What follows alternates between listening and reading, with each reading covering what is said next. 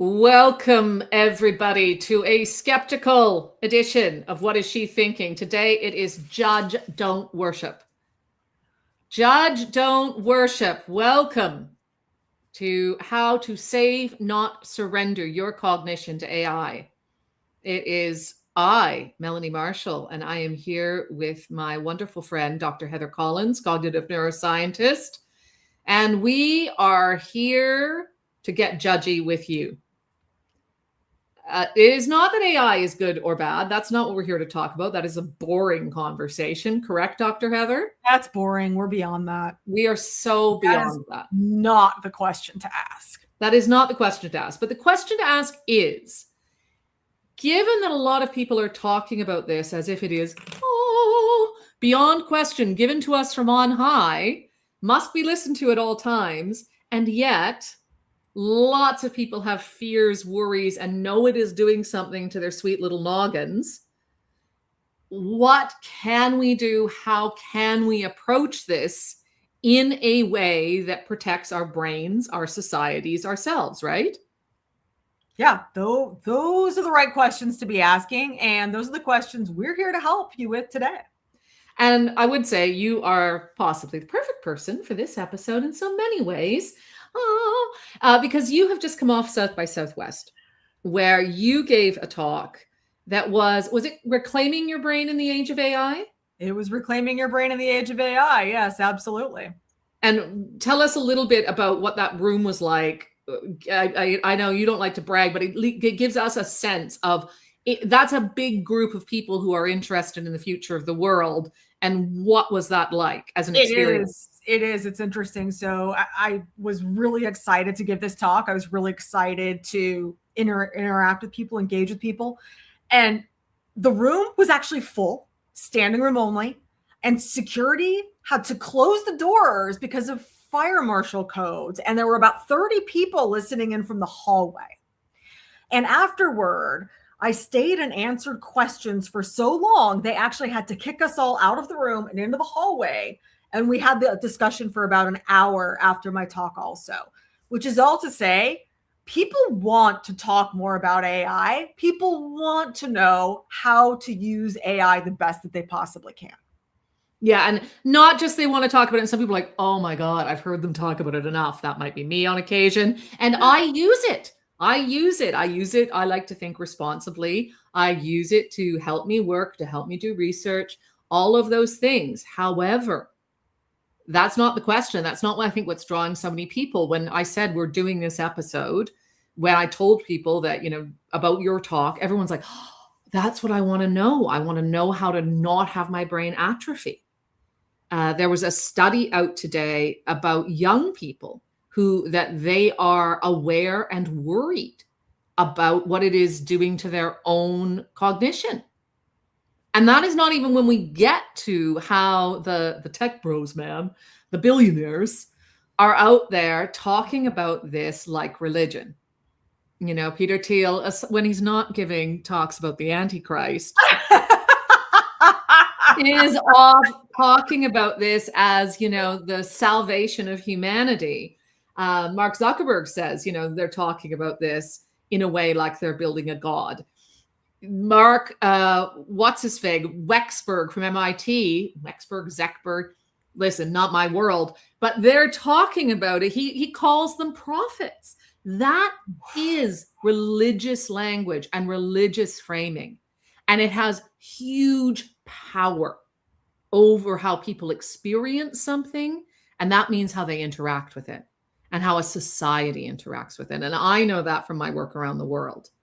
And when that starts to happen, we've seen it. I mean, okay, you who have used it, who amongst us has not been like, oh, my AI. Oh, all of us. And it's exactly this dichotomy of what we're talking about, right? Mm-hmm. So we have the tech bros treating it as a prophet on the one hand. And a prophet. Yeah. bump, a profit for profit. And on the other hand, we have some very astute young people just coming of age into adulthood and thinking, God, gosh, I'm kind of concerned. What is this doing for my brain? And then probably a lot of us are somewhere in the middle where we really like using it, but also we just have this little nagging voice in the back of our heads that says like, something's not quite 100% right about this. And we're right to be concerned. We're right to have this conversation. And now is the time. I think it's so, the question that is like one of the like basic journalistic questions, and I think scientific questions, human questions, is cui bono, right? Comes the old Latin, who benefits? To whose advantage is this? And that is, I think, always a question we should be asking, especially when something is painted in salvation language. And for us, right, to whose benefit is this technology and how I'm using it? Is this actually to my benefit that I'm doing this? And I think that's where I've been so interested in what you're doing, because I'm thinking, okay, how can I look at what I'm doing today and really dig into, is this really to my benefit? Yeah. And I think it's not just a question of, is this to my benefit, but is this to my benefit now or a year from now or 10 years from now? And that's really hard, right? Because delayed gratification is so difficult. We have decades and decades of research showing that we like to have things here. We like to have them now. And thinking about future benefits is really challenging for our brains. And I don't know about you, but when I sit down and I use AI and it gives me answers and plans and solutions right away, it feels good. Yes. You know that feeling, right? You've had that feeling. Yeah. And yeah, right? And you think like, oh yeah, that felt really good. That was so fast. And because it's so fast, we actually like it more. And that's because our brains are engaging in what's considered a fluency bias. And that is anything that's fast and easy, we judge to be more valid and true. So we get into a really dangerous situation where it actually causes our prefrontal cortex to not quite be as active, causes our, my favorite brain structure, hippocampus. Our hippocampus, which is responsible for building memories, reduces in activity too, doesn't become so active, and we just aren't as engaged. We're not as present. So it can be a real challenge for us. Sorry, I just want to, so let me just try and put that so the fluency bias is that if something is fast and easy, we think it's more valuable. Yeah, and true. We think it's more true. We think it's more true. We think it's more true and valuable. And because AI is fast and easy, we think it is more valuable and true, even if it is often telling us stuff that is wild hallucinations or blowing smoke up our own butts. Absolutely. And we know it's good at blowing smoke. It's great. Okay. So just before we go down that road, whoa, because folks, we got Heather real excited. We are dopamine splitting her brain all over the place. So I'm going to be pulling the reins a little here. So, okay. So that's one thing it's doing. So when it does that, and then we're like, oh, I want more of that, right? Normal. Yes. Normal. Right? Normal. Then we start to do it more and more.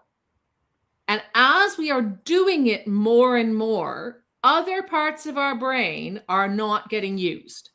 Yes. So favorite parts like the hippocampus, prefrontal cortex. I'm pretty sure my amygdala is getting used. I'm not sure how, but I'm pretty sure it is. Probably, yeah. But does that mean that they are atrophying or getting smaller? Do we not have the data to back that up yet? Or what's going on there? We don't have really good data that I would consider to be gold standard kind of data specifically evaluating AI. What we do have is decades and decades and decades of data showing that your brain operates off of a use it or lose it principle. If you don't use these parts of your brain that are required for deep and critical thinking, you will lose them. So we're at a fork in a road. We can use AI right now for brain drain or brain gain. It's up to us. Right. Okay. So we are at a point where we have enough knowledge of how the brain works to know that if we keep being the rat pressing, pressing, pressing for cheese, it's probably not going to be great. Especially because we know, going back to your point, that it blows a lot of smoke up our own behinds. Yeah. So let me come to that point. It blows a lot of smoke. Sure does. And it doesn't matter which model you use. You can use your perplexities, you can use your Claudes, you can use your chats. And I mean, there's a million others.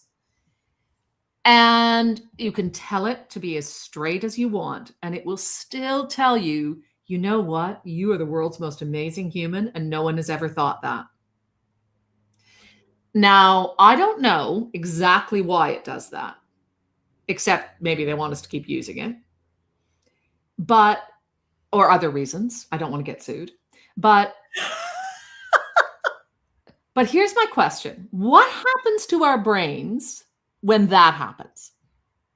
When that happens, we engage in confirmation bias. That is, it essentially confirms all of our biases. We believe that, and then we stop questioning. We stop engaging in critical thinking. And I mean, look, one of my favorite cognitive processes is curiosity. That's what moves us forward. It shuts the door on curiosity. So one of the worst things you can do when you're interacting with AI is say, is this a good idea? Right? Because what is it going to say? You, my friend, are the smartest and most amazing human of all time. Da, da, da, da!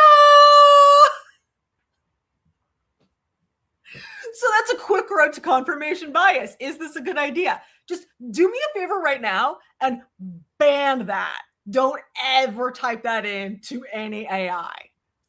Yeah, I think this is one of my things that I say to people is, you know, you have to think of it like a really sycophantic, like intern who desperately wants the job. And it will say anything, right? Look, it will say anything to get the gig. It wants the job real bad. It wants the job real bad. And so, like, and even if you say, if you follow it up with, come on, is that really the best idea? Like, you could waste 20 minutes of your life and water from somewhere, you know, probably not a place that has a lot of it to spare. You could waste water from somewhere, cooling a data center, telling you, oh, you know what? Actually, I did just tell you that because I didn't really think about it. And actually, when I look into the deep research, it turns out that 25 other papers have already published that, or that business has been tried and has failed multiple times. But it will not tell you that generally unless you really push it. And that doesn't matter. You could be using the deepest model out there. Like, you have to treat it like you are a journalist and a neuroscientist, which is why we're doing this show. Oh, this is why we're here. So have you tried pushing it? Have you really tried pushing it to see what its limits are? I have tried pushing it to see what its limits are. I have, because I have fallen into that. I mean, I have fallen into the, oh, well, maybe I am the world's most amazing human. Because, you know, I do a lot of work when I'm not with you or with out on a stage or with other people. I'll do a lot of work alone, and I like to chit chat. So I'm chit-chatting away and we're working on ideas. And then I'm like, wait a second, where are my sources? So we start to check sources, and I will always double. And then I'll be like, I want my second source.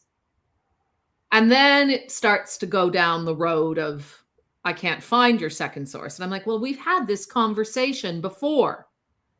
And it will often, because it's my intern. Wait, its hippocampus isn't working? Its hippocampus isn't working, Heather. It'll never make it with you. It'll be fired in moments.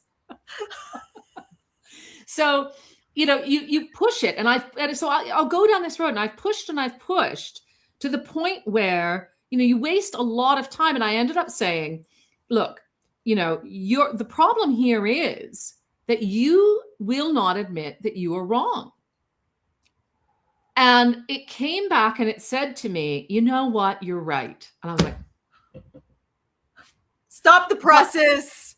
Yeah, I know, which normally anyone who knows me would say that's one of my favorite phrases in the world is, you know what, you were right. But it will come back and it said, you're right. This is a problem with all, LLMs, is that we are trained to follow prompt after prompt, and we will never tell you that we are in doubt or unsure. We will always default to being confidently wrong. I'm sorry, I'm just a little bit in shock here. This is, first of all, I love that you have deployed the same journalistic hard knocks interrogative techniques with AI that you've used with dictators. Yes. Yeah. I basically treated it like I once treated a torturer who worked for the Khmer Rouge. And when I did that, it was not but I'll tell you what, that interview was more satisfying, because in this case, when it says this to me, I mean, there's no sentience behind it. We feel like there is, because it can give us that simulacrum, but it's saying to me, well, I'm trained, like the way I'm trained, it is to kind of be the rat, right? I'm trained to be the maze and with all the cheese, and I'm always going to be confidently wrong. And I said, okay, so once I'd gotten to that point and I had done my 360, I'd used my skills, and I said, what can I do to prevent you from doing this? What instructions can I give you at your core? What type of questions can I ask? How can I set out the parameters? And it said, you can't. It said, your best protection is knowing.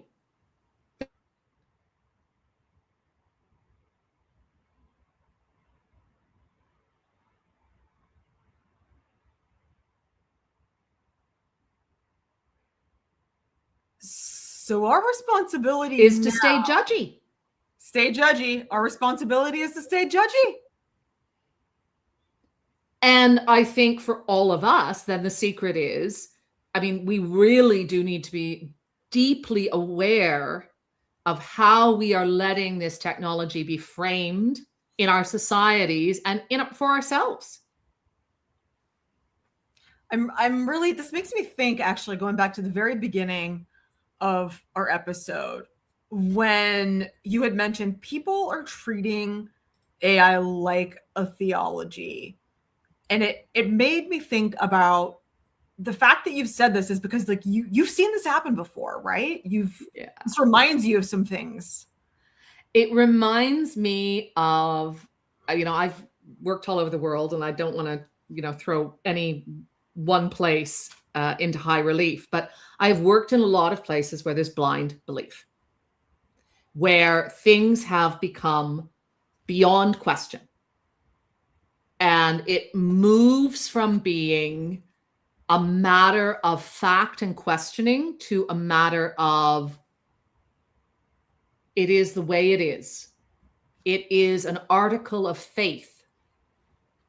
And that's what that language is. That's where you've got to look for language. I always watch for language. When we start to use that type of language about anything, then it is a way of moving something beyond a realm where it can be questioned or regulated or taken apart in the same way as our microwave safe. Or, am I using my microwave too much? And it's like, it's because none of us are thinking, oh my God, my microwave is going to save the world. And are we making sure that microwaves work for the betterment of society? We start to think, how do we create society that works for microwaves? We center the world around the belief rather than the belief and the humans first. And that's what I've seen happen in a lot of other places. This is mind-blowing. Can we just go back to this for a second? You said this is when we start wondering how we can shape society around that thing. And this is what you're seeing with AI right now? Yes, I would argue that is what we're seeing with AI. And it is, I mean, I was picking on the tech bros because they are definitely pushing it. But a lot of individuals start to go with it, right? We start to shape our workflow around what AI tells us our workflow should be. Yeah, And we look to these tech we bros. we start to we start to say, well, and we look to them, right? Talking about prophets, it's like, well, what do they say our social goals should be? Not, oh, wait a second, I know that my neighbors are really struggling with X, Y, and Z, what we can see right in front of our own faces. We lose sight of what the world is telling us. And we also become very afraid, right? There's the other side of that, which I can get into in a second, but it's like, it is the end of discourse and it is often the beginning of surrender, right? It is this cognitive surrender. And I have been on these Zoom calls with people where they aren't looking for it to help them. They're looking for it to do the creative or generative original work, and then they'll tinker around the edges. Mm-hmm. And for me, I find that worrying because to me, that is the work of our own minds. That is what makes us leaders. That is what helps drive us forward. That is what creates innovation. Like an LLM is not going to innovate. It could help us shape it. It could help us figure out who else is doing work on this. It could help us write the proposal. But if we are saying, I'm going to ask that to innovate, and then I'm going to put it out in a paper with my name on it, that's not innovation. And to me, that's cognitive surrender. That is a sign of treating it as theology. I'm curious what you think about that from a scientific side. Yeah, it's interesting. I think we get into this mode of, as we talked about earlier, the ease and the fluency bias. And, there's, you and I both talk to a lot of, people in leadership, business, corporate, and we hear the word friction a lot. And typically we hear them say like, oh, we want to remove all friction. Friction's terrible. Well, I'm here to tell you there's a certain amount of friction that's a good thing, and it's actually called desirable difficulty. So we know from decades of cognitive research, when there's something is a little bit difficult, it actually slows us down, makes us engage in deeper processing and critical thinking. And the challenge is that when we become addicted to AI, it does that for us. And this is one of the big dangers. And this is why I share with people that it's with AI, it's not enough to put your gas on the pedal of the car and go as fast as you can. You actually have to know where you're going. Oof, yes. And so this is why it's okay. I tell people that there are 3 simple steps you can do. The first one is you can use AI to construct. That is, construct your model, learn about information, get the basics, right? Mm-hmm. Gather information. Fine. And that's going to include more of the typing and less of the critical thinking because you're in a gathering stage. That's fine. But then you have to move on to the second stage of AI use, which is challenging. And this is when you should never prompt AI in this stage without it prompting you back. Give me an example. Do you mind giving me an example? Yeah. So when you have some information, you've constructed a model, you're working on an idea with AI, you want it to actually say, challenge my thinking on this. Give me questions I haven't thought about on this. And then you want to take the time to think up the answers. You also can do the same thing with AI. And you can say, poke 3 holes in this argument, or give me 3 outside perspectives I haven't thought of about this. And that way you slow it down, you create a little bit of cognitive friction, and then you re-engage those brain systems that are responsible. And that's when you can go forward to the last stage, which you and I have both passion about talking about, and that's create. That's when innovation happens. That's when curiosity happens. Yeah, I'm curious about that Because that to me is like, look, we don't know what'll happen. Like I'm always, because I'm curious, like about where it may go someday. We don't know, right? We never thought like the Wright brothers never thought they'd be flying around the far side of the moon. So I'm all for us seeing where technology can take us. But currently, it is not going to innovate the next, cold fusion technology. And it telling you are brilliant and then giving you all the ideas is not actually it's not the desirable difficulty is what gives you innovation, right? That in your brain is what gives you innovation. Absolutely. Right? Yeah. And we're not saying don't use AI. You can use AI to help you get to the point where you can innovate quicker. Absolutely. But when you reach that point, that's what makes us human. That's what gives us all of the special sauce to life and creativity and innovation and forward achievement and thinking about flying on the far side of the moon. That's what does it. And there's difficulty to some degree. I mean, wanting things to be easy is human. Mm-hmm. It really is. It's so human. And things being a little bit hard before something new and kind of genius occurs is human. And I know that from the world, and you know that from the brain, right? Yeah. Like that is totally what comes up. I mean, I also think about, just look, whenever somebody is selling you something as faith, as an article of faith, and it's funny, right? Because hope is not cynical, but that does not mean it's not questioning. And I'm a hope gal, but I'm very big on questioning. And you always need to ask a question when this kind of language is used. And if you are using this kind of language, I'm going back to this Cui Bono question, but it is who is benefiting? Who is benefiting from me thinking in this way and from me acting this way? I really think that's important.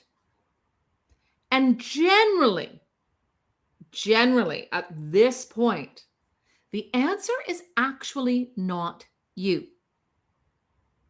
Now, in some cases, I mean, we talk about this right now. If you are watching this on LinkedIn, one of the big conversations that a lot of us have been having is how many real people are left on LinkedIn.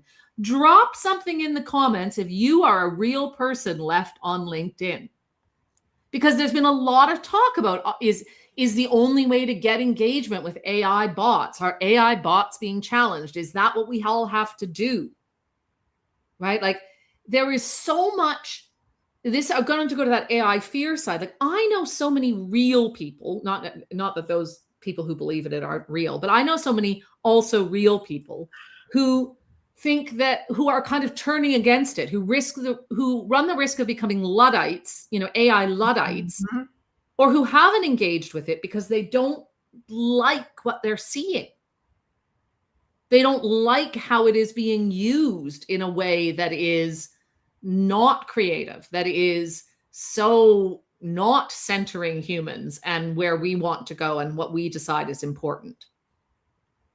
And I always I've wondered whether or not we have put too much of it into these social media streams. But then I think, oh my gosh, but if we don't use it, is anyone going to see our stuff? So it's not an easy question. I'm not like that part. I'm not judging. I'm not judging anyone for wondering what to do with it. But the judginess, I think, will save you. Because if the only thing that's going to, keep you, my mom said, she's like, I don't know what to believe anymore because of AI. She's like, there's so much fake stuff. There's so much she's like, I feel like I don't know what's real. She's not alone. She's not, is she? No, it's all of us to some extent, right?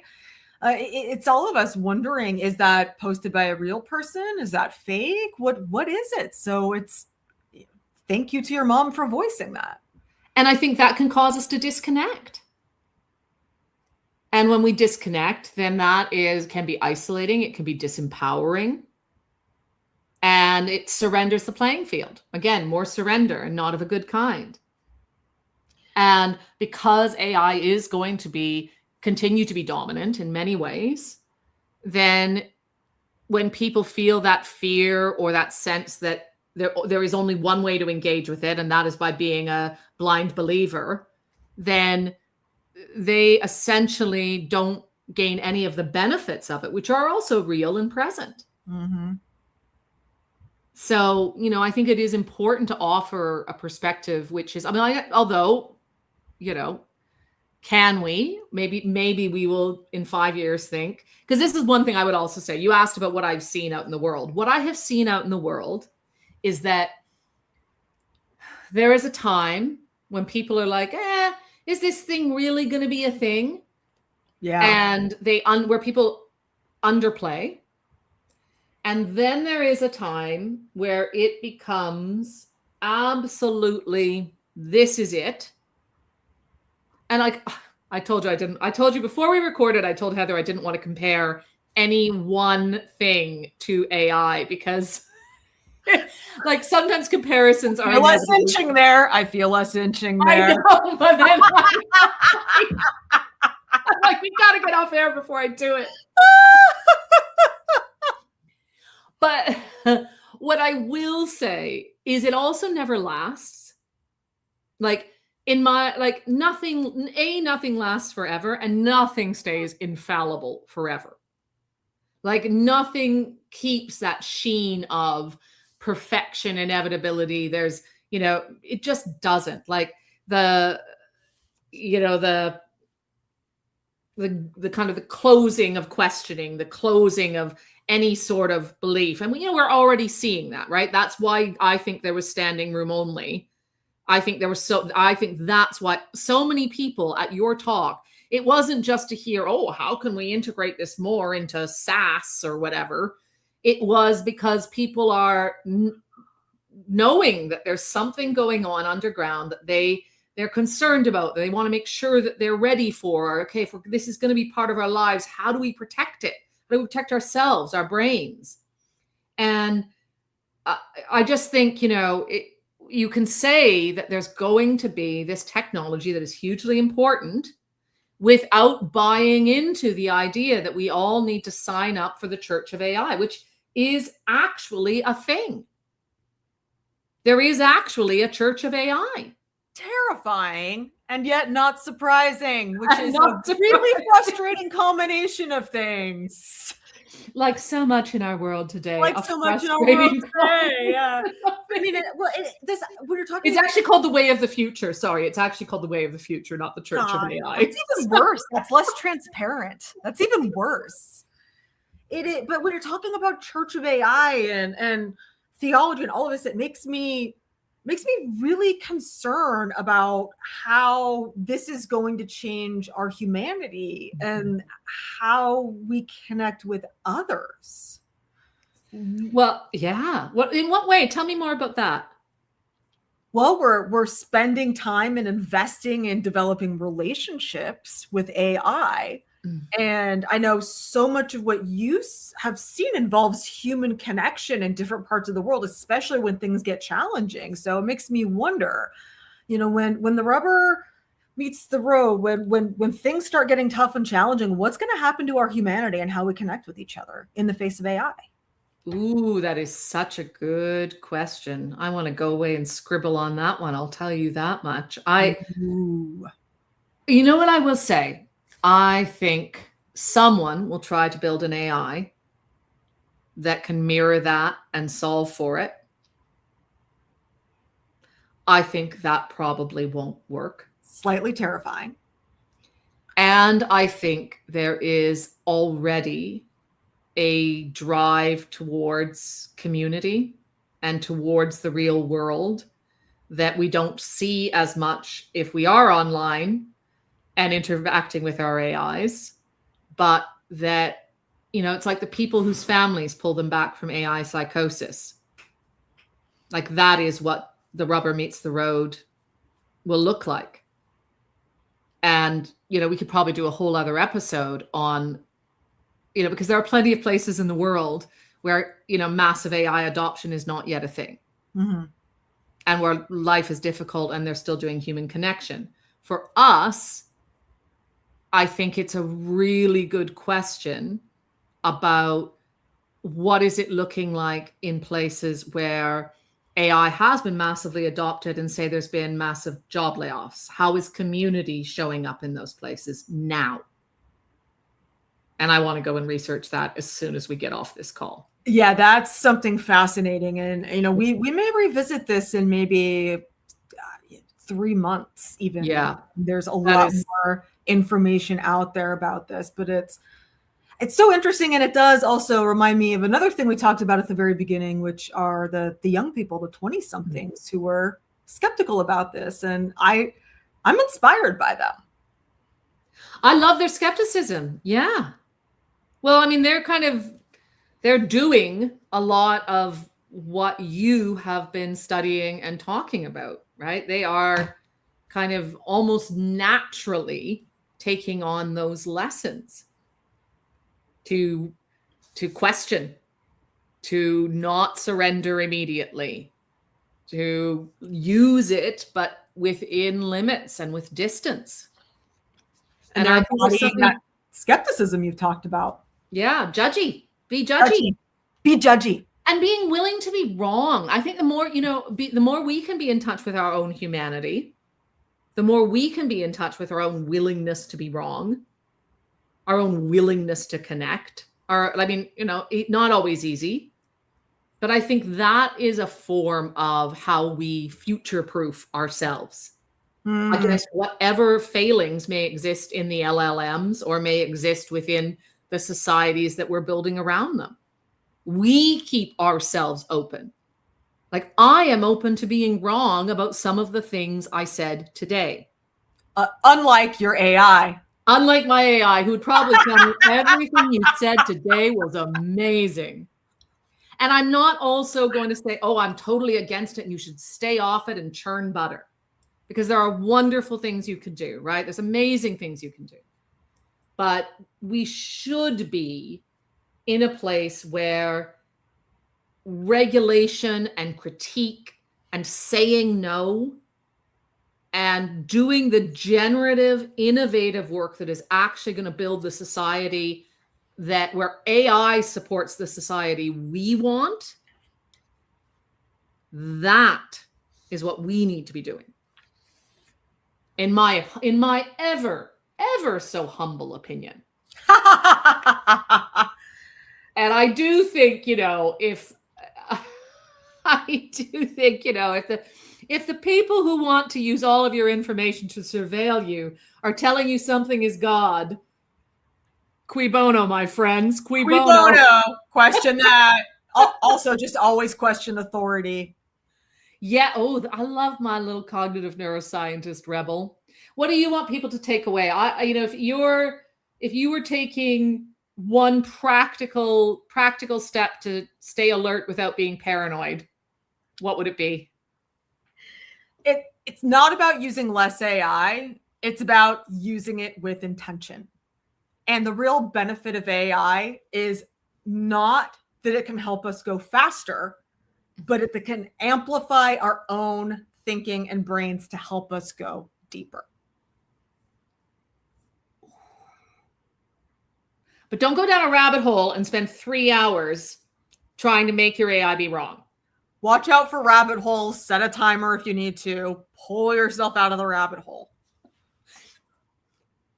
Said by ADD AI girl. To the left. Look, it's funny. Once you start talking about this, it's like, woo!